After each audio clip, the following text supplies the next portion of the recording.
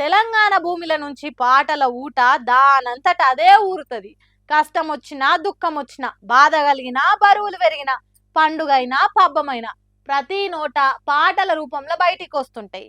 ఆ నడుమ RTC bus ముందు అక్క పాట పాడి సర్కార్కు సురుకులు పెట్టింది యాదికున్నదా? హాగో అట్లనే ఇప్పుడు ఓ రైతన్న తన కండ్ల నుంచి కారే కన్నీళ్లను పాటగా మలిచి తన గొంతు నుంచి వినిపిస్తున్నాడు.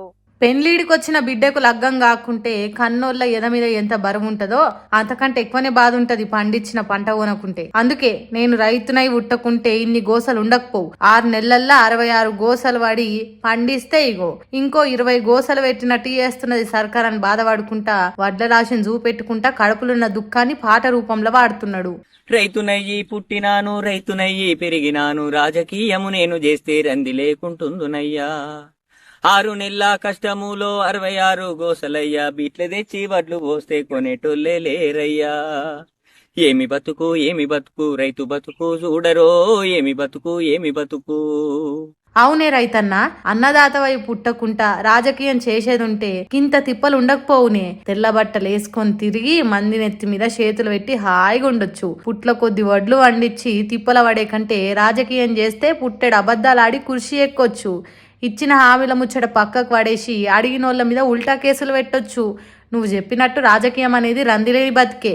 తడిబట్టతోని గొంతు కోసుడు రాజకీయాలలోనే ఉంటది.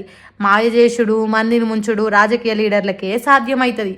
అసొంటోళ్ళే రైతులు వండించిన ప్రతి వడ్ల గింజ కొంటామని చెప్పి ఇప్పుడు గిట్లా అరిగోస పెడుతున్నారు. ఎప్పుడు వానలొచ్చి వడ్లను తడిపిపోతాయో తెలుస్తలేదు.